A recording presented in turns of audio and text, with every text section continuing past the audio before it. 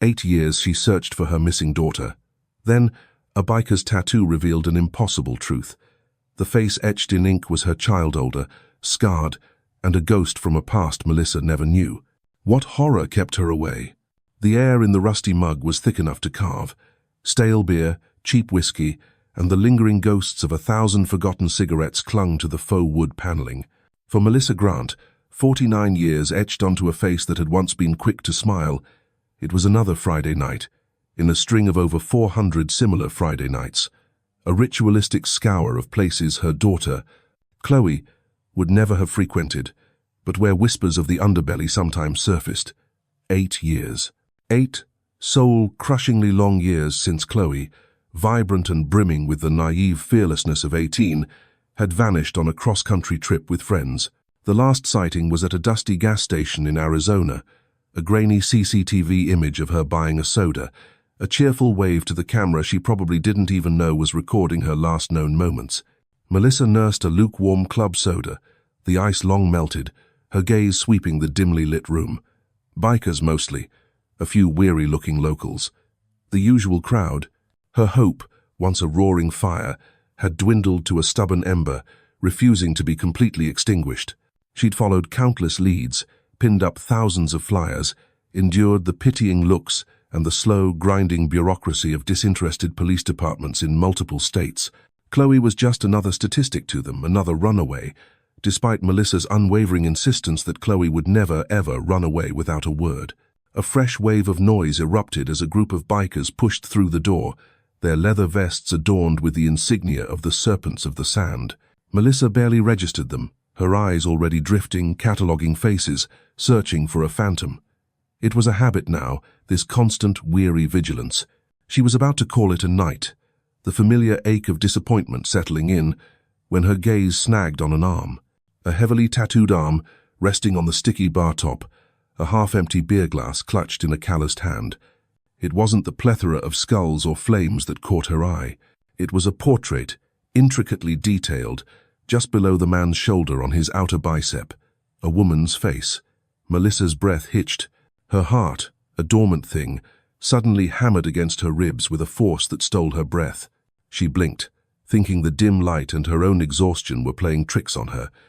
But the image remained, stark and vivid against the man's tanned skin. The woman in the tattoo had Chloe's high cheekbones, the slight, almost imperceptible tilt to her nose, the full lips that Melissa had kissed goodnight thousands of times. But this wasn't the face of the 18-year-old girl frozen in time on the missing posters. This face was older, lines of experience, or perhaps hardship, fanning from the corners of eyes that were achingly familiar. There was a small crescent-shaped scar above the left eyebrow, a detail Chloe hadn't possessed at 18. Yet, the resemblance was so profound, so terrifyingly accurate to how Melissa had sometimes, in her darkest imaginings, pictured an older Chloe, that the world around her seemed to recede. The man, broad-shouldered and with a salt-and-pepper beard that flowed down his chest, laughed at something his companion said, his arm flexing. The tattooed face seemed to almost smile. Melissa felt a cold dread seep into her bones, colder than any Arizona night. The club soda glass slipped from her numb fingers, shattering on the grimy floor with a crash that momentarily silenced the pub's cacophony.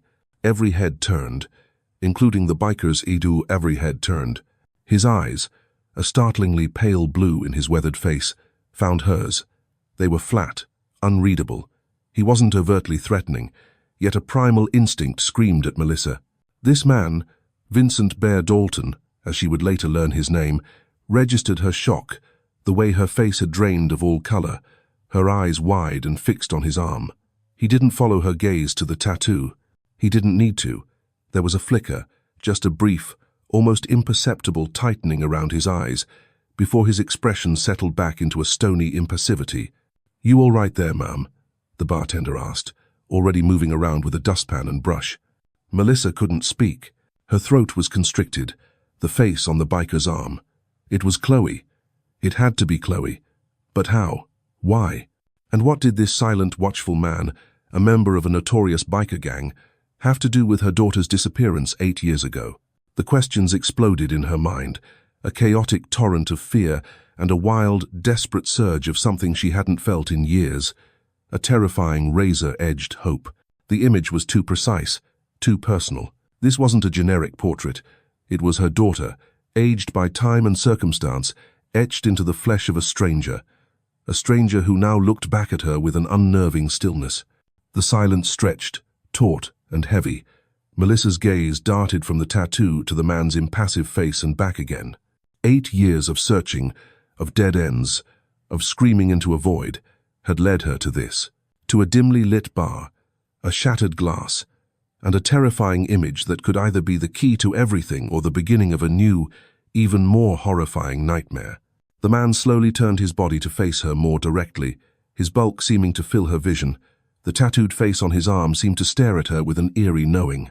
The seconds after the glass shattered stretched into an eternity, each tick of the cheap clock behind the bar a hammer blow against Melissa's frayed nerves. Bear Dalton's pale eyes remained locked on hers, an unnerving, steady gaze that offered no comfort, no explanation, only a silent acknowledgement of her distress. The murmur of the pub's patrons gradually resumed, but it was a muted, curious hum now, all eyes flicking between Melissa, the broken glass, and the imposing biker. Melissa's mind, usually a whirlwind of checklists and fading memories of Chloe, was a blank, echoing chamber, save for the image of that tattooed face. It wasn't just the physical resemblance, it was the essence of Chloe captured in ink, a certain defiance in the set of the jaw, a hint of vulnerability in the eyes, things a stranger couldn't possibly know, let alone replicate with such haunting accuracy. The bartender, a burly man named Sal, finished sweeping up the glass. "Rough day, huh?" he ventured, his voice surprisingly gentle. Melissa could only nod, her throat still tight. Words felt inadequate, too flimsy to contain the storm raging within her. She needed to think, to breathe, to somehow reconcile the image on Bear's arm with the Chloe she'd last seen, a girl poised on the precipice of adulthood, her future a bright, unwritten page. Chloe, her Chloe, the daughter who had been her sun, moon and stars since the day she was born, 19 years after Melissa had thought her childbearing years were over. A miraculous, unexpected gift. Chloe wasn't just a daughter. She was Melissa's confidant, her giggling partner during late-night movies, the one who could always coax a smile from her with a goofy impression or a warm hug. She'd inherited Melissa's stubborn streak, but tempered it with an artist's sensitivity and a boundless curiosity about the world. Her dream was to be a photojournalist, to capture the untold stories, to give voice to the voiceless. The irony wasn't lost on Melissa. Chloe, the aspiring storyteller, had become a story with no ending. The road trip had been Chloe's first big adventure away from home, a journey with 2 college friends, Sarah and Ben, to see the Grand Canyon and then meander through a few national parks before heading back for the fall semester. Melissa had been hesitant, the usual maternal anxieties amplified by the sheer distance, but Chloe, with her infectious enthusiasm and meticulously planned itinerary, had reassured her. "I'll call every night, Mom, promise. I'll send you so many pictures, you'll feel like you're there with me." The calls had come, nightly at first, filled with Chloe's excited chatter about dusty roadside attractions, quirky diner food, and the breathtaking vistas of the American West. Then, after leaving a small town in eastern Arizona, the calls stopped. Sarah and Ben, when finally reached, had a confused, disjointed story. They'd stopped for gas. Chloe went inside to pay and grab a drink. They waited. 10 minutes, then 20. When they went in to look for her, the cashier said she'd paid and left, walking out the door alone. Her backpack and phone were still in the car. She had simply vanished. The initial investigation had been a frustrating blur of jurisdictional squabbles and assumptions. A pretty 18-year-old. She'd run off, they said. Met a boy. Wanted a different life. They hadn't known Chloe. They hadn't seen the unsent text message on her phone, found in the car. "Almost there, Mom. Got you a little surprise. Love you." Melissa had quit her job as a paralegal, cashed in her meager retirement fund, and dedicated her life to finding her daughter. The past 8 years had been a relentless, agonizing cycle of hope and despair. She'd learned to navigate the labyrinthine world of missing persons organizations, online forums, and private investigators who often promised much and delivered little. She'd plastered Chloe's smiling face, that vibrant, 18-year-old face, on countless bulletin boards, truck stops, and lampposts across a dozen states. Her small apartment had transformed into a command center, walls covered with maps, timelines, and photographs, a shrine to a life interrupted. She'd interviewed the cashier from the gas station countless times, a nervous young man who remembered Chloe vividly. Polite, pretty, smiled a lot. He hadn't seen anyone suspicious, no car following them, nothing out of the ordinary. Sarah and Ben, Chloe's friends, had been questioned extensively. Their stories, though consistent, were thin. They claimed to have been looking at a map in the car, distracted. The guilt had consumed them, Melissa knew, severing their once close ties. She hadn't spoken to either of them in over 5 years. And now this biker, this tattoo. The face wasn't just Chloe, it was Chloe aged. The scar above the eyebrow. Melissa racked her brain. Had Chloe ever mentioned an accident, a fall, anything that could have caused such a mark if she had been alive these past 8 years? Nothing. This detail, more than anything, screamed that the tattoo was not a memorial for a girl lost, but a portrait of a woman who had lived, and perhaps was still living, beyond that fateful day at the gas station. Bear Dalton made a move, not towards her, but towards the bar, signaling for another drink. He didn't glance her way again, but Melissa felt his awareness of her like a physical pressure. She had to know. She had to ask. But the fear was a vice around her chest. What if this man was responsible for Chloe's disappearance? What if the tattoo was a sick trophy? Or, an even more bewildering thought, what if Chloe was alive, somehow connected to this man, to this violent world of biker gangs? The loss of Chloe had been a gaping wound that never healed, an amputation of the soul. Melissa had learned to function around it, to present a facade of normalcy to the world, but underneath she was a hollow shell, animated only by the singular purpose of finding her daughter. She remembered Chloe's scent, a mixture of vanilla and the faint, woodsy smell of the drawing pencils she always carried. She remembered the weight of Chloe's head on her shoulder as they watched television, the way her laughter could fill a room.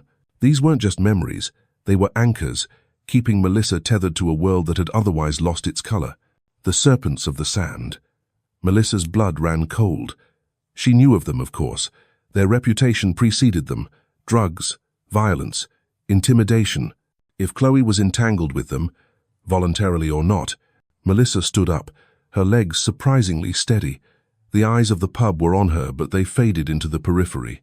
There was only the biker, Bear Dalton, and the ghost of her daughter etched onto his skin.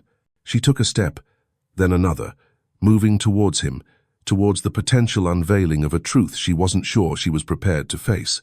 The image of Chloe at 18, beaming, waving from the driver's seat of her beat-up sedan as she left for that trip, flashed in Melissa's mind.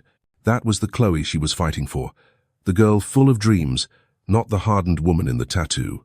But if that woman was her Chloe, alive, then Melissa would fight for her too, with every last breath. The weight of 8 years of unanswered questions, of sleepless nights and tear-soaked pillows, propelled her forward. This was it. This had to be it. The end of the not knowing, or the beginning of a new, terrifying chapter.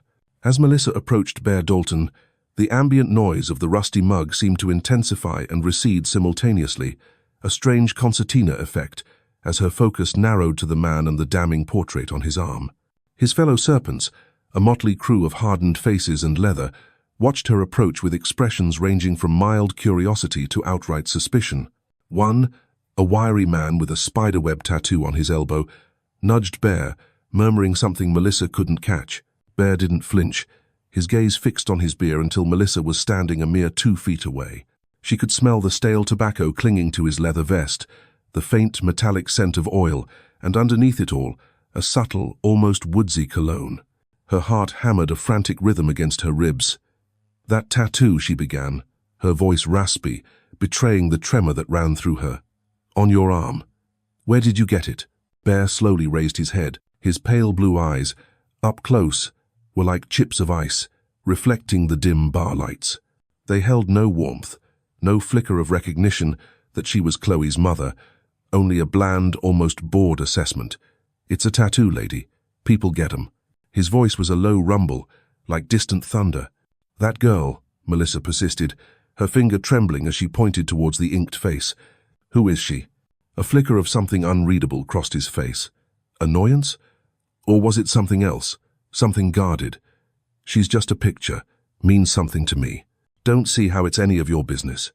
He took a deliberate gulp of his beer, his eyes daring her to challenge him. The casual dismissal, the implicit threat in his tone, ignited a spark of anger within Melissa's fear. "That girl looks exactly like my daughter," she said, her voice gaining a desperate strength. "My daughter, Chloe Grant. She went missing 8 years ago. 8 years. And that tattoo, it's her but older. Even the scar." One of Bear's companions chuckled, a harsh, grating sound. "Hear that, Bear? Your ink's got a fan club." Bear shot the man a silencing glare before turning back to Melissa. His expression was stony. "Lot of faces in the world, lady. Coincidences happen." "This isn't a coincidence," Melissa insisted, her voice rising, drawing more attention. She could feel the weight of curious stares, the bartender Sal now watching with a concerned frown, that scar above her eye. "How would you know about that?" "My Chloe didn't have that scar when she disappeared." This seemed to give Bear a moment's pause. His gaze drifted to the tattoo, a brief, almost imperceptible glance, before returning to Melissa. "Look, I don't know anything about your daughter.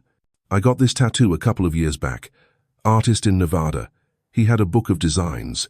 I liked this one." His explanation was too smooth, too practiced. An artist's flashbook, with a portrait so specific, so uniquely Chloe, yet aged and marked by a scar Melissa had never seen. It was an insult to her intelligence, to her grief. "What artist? Where in Nevada?" Melissa pressed, her mind racing. A lead, however flimsy. Bear shrugged, a deliberate dismissive gesture. "Don't remember. Some pop-up shop at a bike rally. Long time ago."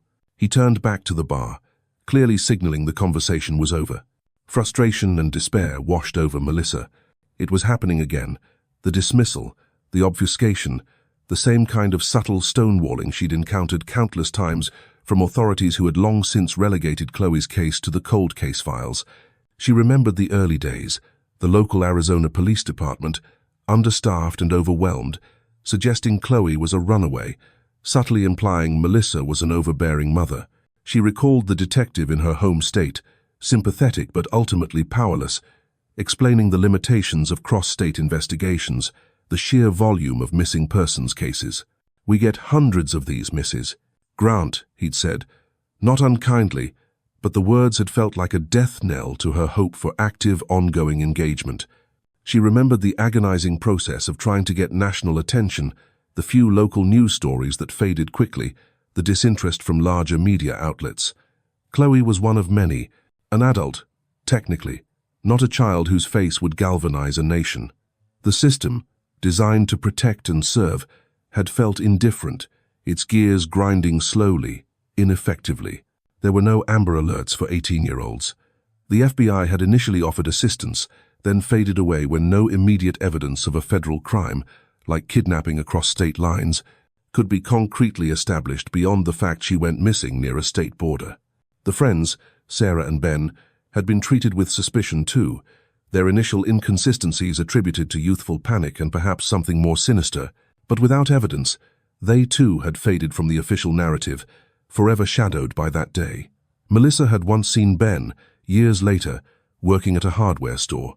He'd seen her and immediately turned, disappearing into an aisle, his face pale with what looked like shame or fear. This biker, Bear, was just another wall, another dead end, but this time the clue was literally etched into his skin. The injustice of it all, the casual cruelty of his denial, made Melissa reckless. "I don't believe you," she said, her voice trembling but firm. "That is my daughter, and I want to know how her face ended up on your arm." Bear slammed his beer glass down on the bar with a thud that silenced the immediate vicinity. His eyes, no longer bored, now held a dangerous glint. I said, "I don't know your daughter. You got a problem, take it up with the law. Otherwise, walk away." "The law?" Melissa laughed, a hollow, bitter sound. "The law decided my daughter was a runaway within 48 hours. The law hasn't found a single trace of her in 8 years. You think I haven't tried the law?" Sal, the bartender, moved closer. "Ma'am, maybe you should just let it be. These fellas don't like to be bothered." He was trying to be helpful, to de-escalate, but his words felt like another layer of dismissal. Let it be? Her daughter's face was tattooed on this man's arm. I'm not leaving until he tells me the truth, Melissa declared, though a part of her was terrified. The other serpents were now overtly hostile. Their eyes narrowed, their bodies tensed. Bear pushed himself off the bar stool, looming over her. He was a mountain of a man, and for the first time, Melissa felt a physical tremor of fear. There's no truth to tell that involves you.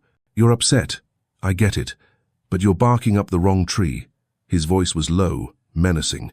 Last warning, go home. The injustice wasn't just Bear's denial. It was the echoes of every closed door, every unreturned phone call, every sympathetic but ultimately unhelpful official she'd encountered over 8 long years. It was the societal tendency to forget, to move on from tragedies that didn't directly touch them. Chloe had become a ghost, not just to the world, but seemingly to the very systems meant to find her. And this man, with his casual ownership of her aged image, was a living embodiment of that systemic failure, that profound, societal indifference. Melissa stood her ground, fueled by a desperation that overrode her fear. If you know something, anything, please. Her anger momentarily gave way to a raw plea. She's my little girl. Bear's expression didn't soften. If anything, it hardened further. He simply stared at her, his silence a more potent rejection than any threat. Then, he deliberately turned his back on her, picked up his beer, and resumed his conversation with his companion as if she had ceased to exist. The finality of his gesture, the blatant disregard, was like a physical blow. The other bikers snickered. Melissa felt tears prick her eyes, hot and shameful. She had made a scene, exposed her deepest wound in this grimy pub, and in return, she received only cold denial and a veiled threat. The system had failed her. Society had forgotten. And now, this man, who held a tangible, inexplicable link to Chloe, had slammed the door in her face. The weight of 8 years of fighting a lonely battle pressed down on her, suffocating. The biting night air outside the rusty mug did little to cool the burning humiliation and reignited grief that coursed through Melissa. Bear Dalton's dismissal, as absolute and unyielding as a granite wall, had left her shaken but paradoxically more determined. His denial was too vehement, too complete. The image of Chloe, aged and scarred, on his arm was not a coincidence. It was a desecration, a secret held hostage. Driving home on autopilot, the familiar streets of her quiet suburban neighborhood felt alien, disconnected from the raw, jagged reality of the encounter. Each streetlight seemed to illuminate the faces of the serpents, their leering curiosity, Bear's icy indifference.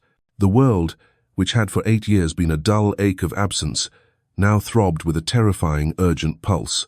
Her small house, usually a sanctuary of memory, felt like a pressure cooker. The Chloe wall in the living room, a mosaic of photographs, maps, notes, and Chloe's own vibrant artwork, seemed to accuse her. Had she missed something? For 8 years, she had stared at these same images, these same facts, searching for a pattern, a hidden clue. Chloe, laughing with her head thrown back at her 16th birthday. Chloe, concentrating fiercely on a charcoal sketch, a smudge of black on her nose. Chloe, waving goodbye, her eyes bright with adventure, from the window of her beat-up sedan. Melissa sank onto the worn sofa, the springs groaning in protest. Her gaze fell upon a framed photograph on the coffee table. Chloe, around 15, with a temporary henna tattoo spiraling up her arm at a local street fair. She'd been fascinated by the artistry, the permanence of real tattoos, a topic of playful debate between them. Maybe a tiny one, Mom. When I'm older? Something meaningful, Chloe had mused. Meaningful. Was the portrait on Bear's arm meaningful to him? And if so, how? She closed her eyes, forcing herself back, not just to the days leading up to the trip, but further, into the fabric of Chloe's teenage years. Chloe had been an open book, mostly. An artist, sensitive and empathetic, but also with a rebellious streak that sometimes surfaced in her choice of music or her passionate arguments about social justice. She had a strong moral compass, a fierce loyalty to her friends. The scar, that damned scar above the left eyebrow in the tattoo. Melissa meticulously combed through her memories. Chloe had been adventurous, yes, but not reckless. A tumble from her bike as a child had resulted in a skinned knee, not a head injury. A fall from a tree? Number A, sports injury? Chloe preferred art club and the photography society to competitive sports. Nothing, absolutely nothing in Chloe's documented life, in Melissa's vivid recollection of her upbringing, explained that scar. This implied the injury, if real, had happened after she disappeared. It implied she had been alive, somewhere, long enough to acquire it. A sudden, sharp memory pierced through the fog of her exhaustion. About a year before Chloe vanished, she'd briefly befriended a girl named Sky, a transient, slightly older teen with a pierced eyebrow and a world-weary cynicism that had worried Melissa. Sky had a faded, homemade tattoo on her wrist. Chloe had been intrigued by Sky's stories of living on the road, of freedom, as Sky had called it. The friendship had been short-lived. Sky had drifted away as quickly as she'd appeared. At the time, Melissa had been relieved. Now, a cold unease settled in. Had Chloe harbored a secret fascination with that transient lifestyle, a side of her Melissa hadn't seen? No, that didn't fit. Chloe was a planner, a dreamer with concrete goals.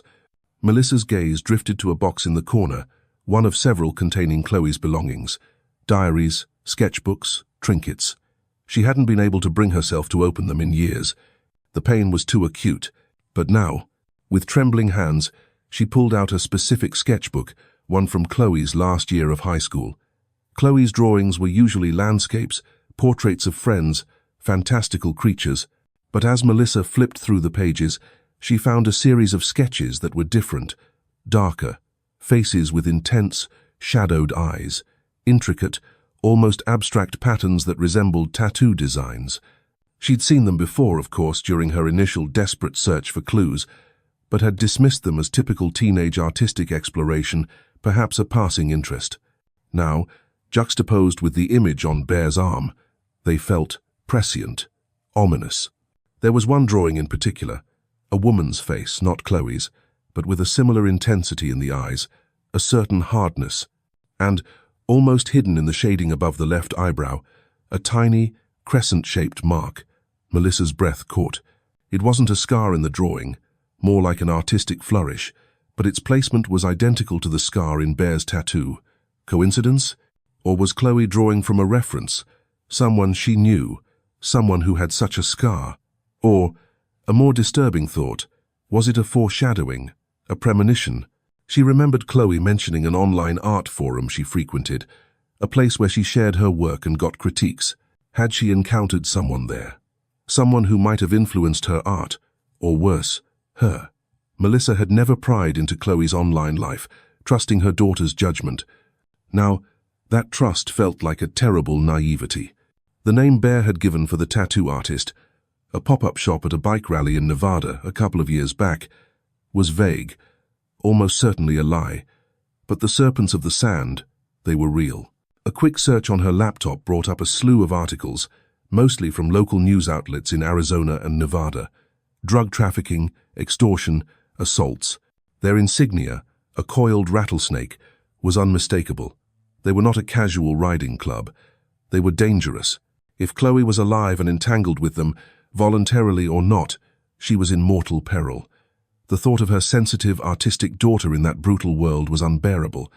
Yet, the woman in the tattoo hadn't looked broken. There was a strength in that inked gaze, a resilience that was pure Chloe, overlaid with something harder, something survivor-like. Melissa found herself staring at the gas station receipt from that last day, smoothed and re-smoothed over the years. Soda, a bag of chips, so mundane. The CCTV still of Chloe waving, so innocent. But what happened in the minutes, the hours, after she walked out that door? The official report said no witnesses saw her get into a vehicle, no signs of a struggle. She had simply walked away. But to where? And with whom? A new, chilling thought began to form. Bear hadn't just said he liked the design. He'd said it means something to me. What could an aged, scarred image of Chloe Grant mean to a hardened biker like Bear Dalton? Was it a trophy, a threat, or, the most outlandish and terrifying possibility, a tribute? She recalled the brief pause Bear had taken when she mentioned the scar. He hadn't just dismissed it, he'd processed it. His eyes had flickered to the tattoo, a micro-expression she'd almost missed. He knew the scar was significant. The details of the past 8 years, the dead ends, the dismissals, the slow erosion of hope, suddenly felt less like a random series of misfortunes and more like a carefully constructed wall. Bear's denial wasn't just personal. It felt systemic, as if he were part of something larger that had an interest in keeping Chloe's fate, or her existence, a secret. Melissa's gaze returned to Chloe's drawing, the face with the crescent mark. It wasn't just a random detail. Chloe had been meticulous in her art. Every line, every shadow, had a purpose. What was she trying to capture? Who was that woman? And what was her connection, if any, to the serpents of the sand, to Nevada, to a biker named Bear, whose arm bore her daughter's face? The first pale light of dawn was streaking the sky. Melissa hadn't slept, but for the first time in years, the exhaustion was overlaid with a sharp, clear focus. The past wasn't just a source of pain anymore. It was a map, and Chloe's own art, her own cryptic sketches, might just be the compass. She needed to find that artist in Nevada. She needed to understand the meaning of that scar. She needed to break through Bear Dalton's wall of silence.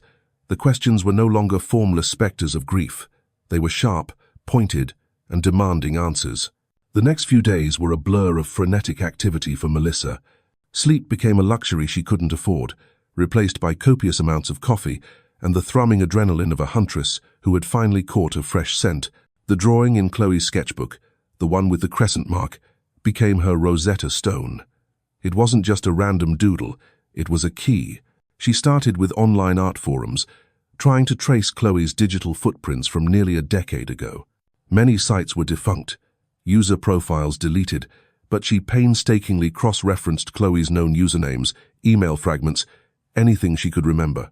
It was a digital archaeological dig, sifting through layers of forgotten internet history. She found traces of Chloe on a critique forum that was still, miraculously, archived. There, amongst critiques of her landscapes and fantasy art, was a brief exchange. Chloe had admired another artist's work, portraits that were raw, edgy, with a distinctive style. The artist's username was Desert Ink. Their profile mentioned being based in Nevada, specializing in realism with a sting. A long shot. Desert Ink had been inactive for years, but Melissa then cross-referenced Desert Ink with tattoo parlors in Nevada, particularly those known to frequent biker rallies or cater to that subculture. Days bled into nights. Her living room looked less like a memorial and more like a war room, printouts and scribbled notes covering every surface. Then, a breakthrough. A faded online portfolio for a tattoo artist named Lenny Morales, who had operated a mobile tattoo studio called Desert Ink Tattoos in Nevada and Arizona between 2010 and 2018. Her style was strikingly similar to the sketches Chloe had admired. The portfolio showcased several portraits, and while none were of Chloe, the artistry was undeniable, the detail meticulous. Critically, one small news clipping from a local Nevada paper, dated 7 years ago, mentioned Lenny Morales winning an award at a Laughlin River Run bike rally for Best Portrait Tattoo. Laughlin, a place Bear had mentioned in his fabricated story about a pop-up shop. Melissa's heart leaped. This was more than a hunch. She found a last known business address for Desert Ink Tattoos, a shuttered storefront in a dusty Nevada town. But online public records, a skill she'd honed during her paralegal days, eventually led her to a current, albeit private, address for Lenny Morales. Taking a massive leap of faith, Melissa packed a small bag, pinned Chloe's drawing with the crescent mark next to a photo of Bear's tattoo, discreetly snapped on her phone as she'd been leaving the pub, a moment of desperate foresight, and drove. The 8-hour journey to the small, sun-baked Nevada town was filled with a potent cocktail of hope and trepidation. What if Lenny refused to talk? What if she didn't remember the tattoo, or Chloe? Lenny Morales lived in a modest, slightly ramshackle house on the outskirts of town, desert plants struggling for life in the parched yard. Melissa, clutching her evidence, took a deep breath and knocked. The woman who answered was in her late 50s, with kind eyes, silver-streaked dark hair pulled back in a practical ponytail, and hands stained with faded ink. She looked more like a bohemian artist than a hardened biker associate. "Lenny Morales?" Melissa asked, her voice unsteady. "That's me," Lenny replied, her gaze curious. Melissa introduced herself, the words tumbling out. The missing daughter, the 8 years, the biker, the tattoo. She laid out the photo of Bear's arm and Chloe's sketch on the small porch table. "This man, Vincent Bear Dalton, he has this tattoo. He claims you did it, or someone like you, at a rally. He said he picked it from a flashbook." Lenny studied the photo of Bear's arm intently, her brow furrowing. She then looked at Chloe's sketch. Her expression shifted, a flicker of recognition, then something guarded, almost sad. "I remember this piece," she said softly, her finger tracing the outline of Chloe's face on the photograph. "Not from a flashbook. This was a custom job, very specific." Melissa's breath hitched. "Do you remember who commissioned it? Was it him, Bear?" Lenny hesitated, her gaze drifting towards the desolate landscape. "Bear. Yes, he was the canvas. But he wasn't the one who came to me with the design, not initially." She paused, then seemed to make a decision. "Look, this is complicated. Maybe you should come in." Inside, the house was filled with art supplies, sketches, and the faint scent of turpentine. Lenny made coffee, her movements deliberate. "A young woman came to see me about 7 years ago," she began, her voice low. "She wanted a portrait done. A memorial," she said, "for her sister." Her sister? Melissa was confused. Chloe was an only child. "That's what she told me," Lenny continued. "She brought a few photos, some newer, some older, and she brought this sketch." Lenny tapped Chloe's drawing, the one with the crescent mark. She said her sister had drawn this, that it was how she wanted her remembered, with this specific little mark, almost like a signature. She was very insistent on that detail. Melissa's mind reeled. A young woman, claiming to be Chloe's sister. What did this woman look like? Lenny described her: tall, dark hair, intense eyes, and a small crescent-shaped scar above her left eyebrow. The world tilted. The woman in Chloe's sketch, the woman who had commissioned the tattoo of Chloe, was the woman with the scar, and she had claimed Chloe was dead, a sister to be memorialized. "She paid in cash," Lenny went on. "Said her sister had been an artist, a free spirit. She wanted the portrait to capture that, but also a sense of resilience. She told me her sister had died tragically, lost to the kind of life she herself was trying to escape." Lenny looked directly at Melissa. She never mentioned the name, Chloe. She called her sister Sparrow. Sparrow. A bird. A free spirit. "And Bear?" Melissa pressed, her head spinning. "Why him? Why on his arm?" "She came back a few weeks later with him," Lenny explained. "She was different then, quieter. He didn't say much, just that he wanted the portrait. She watched me do the entire thing, for days, never left his side. There was a connection between them, a heavy one, not romantic, not obviously anyway. More like he was her protector, or her keeper." Lenny then went to a dusty filing cabinet and pulled out a folder. Inside were consent forms, and stapled to one was a faded, slightly blurry Polaroid photograph, a standard practice for tattoo artists to document their work and the client. It was the tattoo on Bear's arm, freshly inked. But next to it, Lenny had also, unusually, taken a quick photo of the woman who had commissioned it, the woman with the scar, as she'd been discussing the placement with Bear. Lenny slid the Polaroid across the table. Melissa picked it up. Her blood ran cold. The woman in the Polaroid, the one with the crescent scar above her eyebrow, staring back at her with haunted, familiar eyes, was undeniably, shockingly, Chloe. Older, yes. Harder, yes. The innocence gone, replaced by a weary toughness. But it was her Chloe, alive. Not a ghost, not a memory, but a living, breathing woman who had commissioned her own memorial tattoo, claiming to be her own dead sister, and had stood by as it was inked onto the arm of a member of the Serpents of the Sand. The twist wasn't just that Chloe was alive. The twist was that Chloe herself had orchestrated this bizarre, painful enigma. The questions that had plagued Melissa for 8 years didn't vanish. They multiplied, twisted into new, more complex and agonizing shapes. Why would Chloe do this?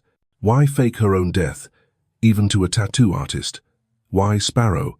And what was her relationship with Bear Dalton, the silent biker who now wore her face as a permanent, living paradox? The scar, Melissa now realized, wasn't just a random mark. It was a key part of the disguise, or perhaps a mark of a new identity Chloe had been forced, or had chosen, to adopt. Lenny Morales watched Melissa with sympathetic eyes. I always wondered about that tattoo, about her story. It felt off, but it wasn't my place to ask too many questions.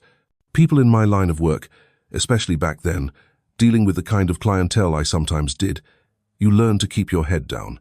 Melissa stared at the Polaroid, at the face of the daughter she had mourned, the daughter who was now a stranger, intricately linked to a dangerous man and a web of lies.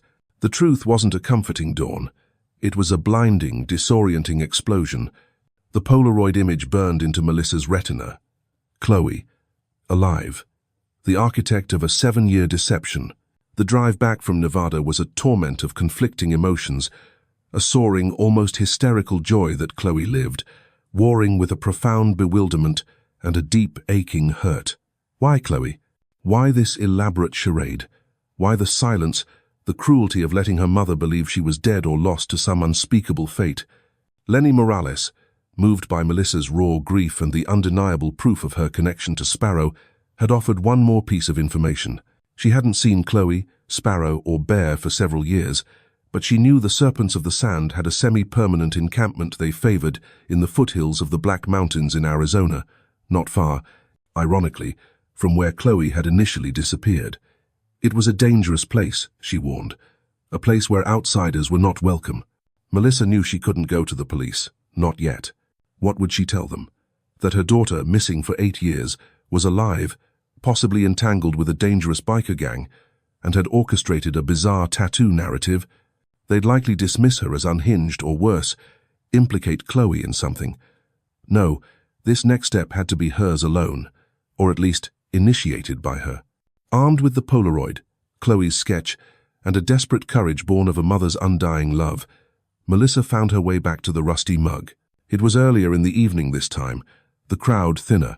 Bear Dalton was there, alone at a corner table, nursing a beer, his back to the room. He seemed a permanent fixture in the dim establishment.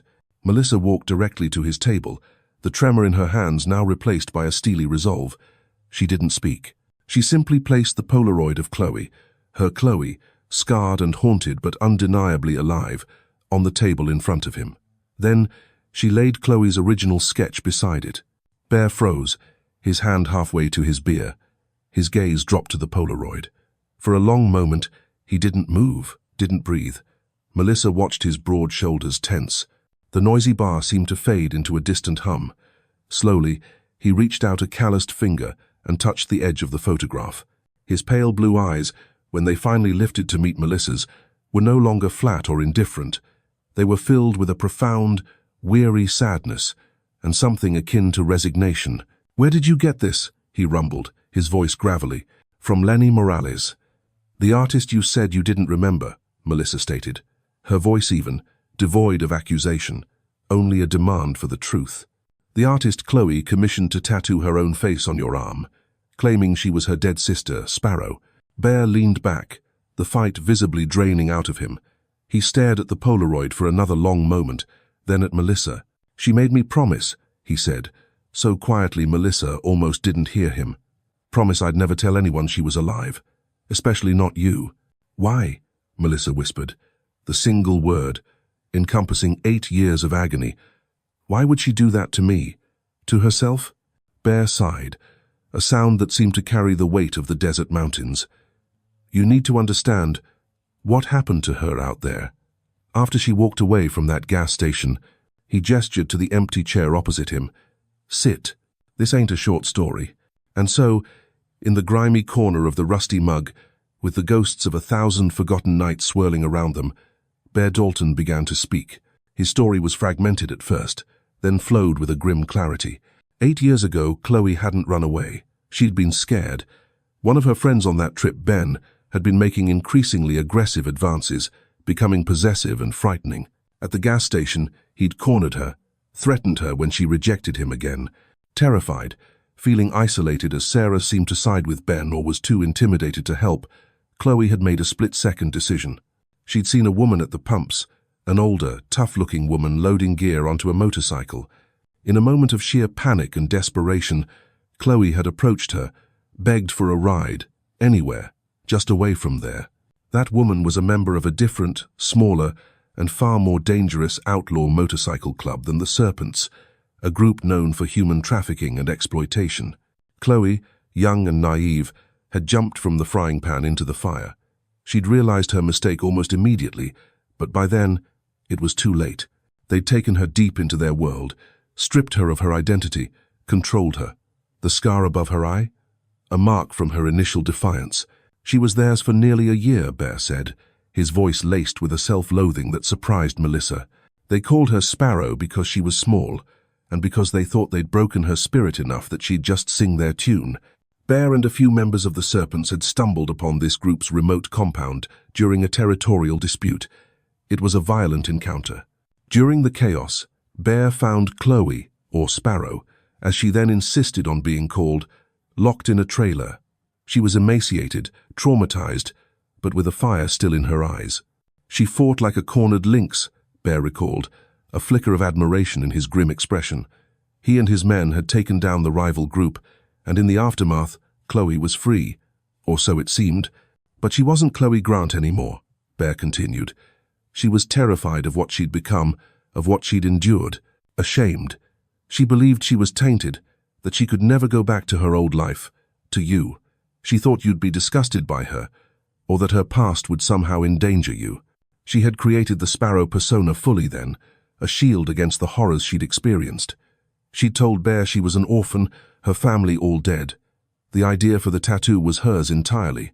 It was a complex act of self-erasure and self-preservation. By having Sparrow's sister, Chloe, memorialized, she was, in a twisted way, trying to reclaim a part of herself, the innocent part, while simultaneously burying it. She wanted a piece of the pure Chloe to exist somewhere, visibly, even if it was on the arm of a man like Bear, who had, in his own rough way, become her unwilling protector. She asked me to wear it, Bear said, as a reminder, for her. She said if she ever forgot who she truly was, or where she came from, I was to show it to her. And if anyone ever came looking for Chloe Grant, I was to deny everything, to protect Sparrow's new life, her new identity, from the wreckage of the old. Chloe, or Sparrow, had stayed under the Serpent's loose protection for a while.